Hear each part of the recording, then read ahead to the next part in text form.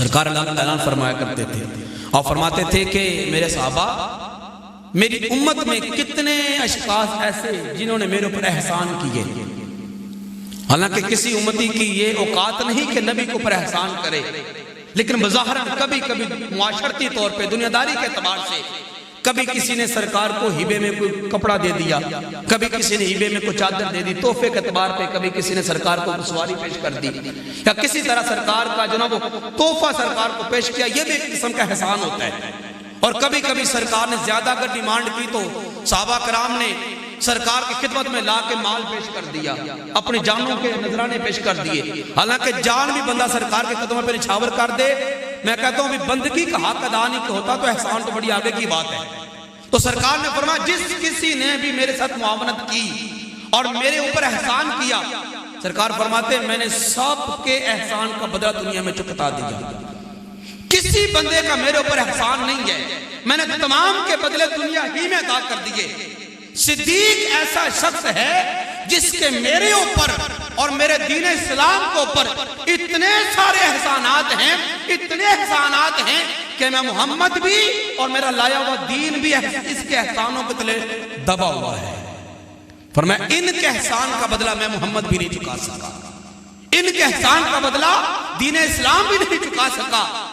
ہاں خالق کائنات کی ذات میدان حشر میں صدیق کے احسانوں کا بدلہ چکائے گی.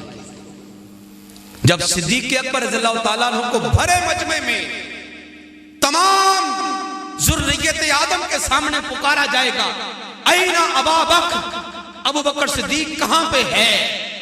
صدیق اکبر کو پروٹوکول کے ساتھ ملائکہ مجمع حشر سے لے کر خالق کائنات کی بارگاہ میں جائیں گے.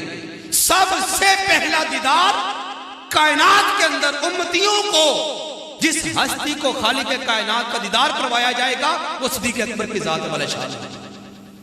صدیق میرے محبوب کی خاطر اپنی عزت، اپنا مال، اپنی جان، اپنا سب کچھ قربان کیا. میری خاطر کرتا تھا نا، آج دیکھ لے میرے جلوے.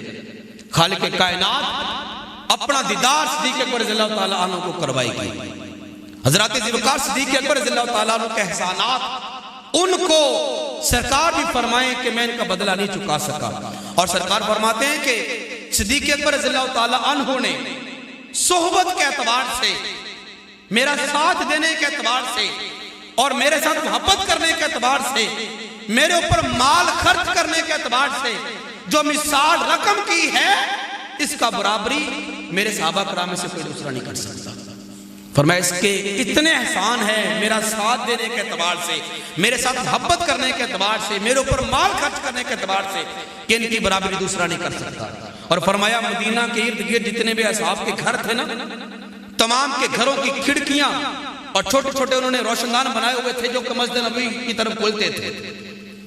وہ گھر میں جب ہوا کرتے، گھر کی بچیاں بھی بالخصوص، عورتیں بھی اور بالخصوص سرکار کا صحابہ، وہ اپنی کھڑکیوں سے مسجد کے اندر سرکار کا نظارہ کر لیا کرتے تھے.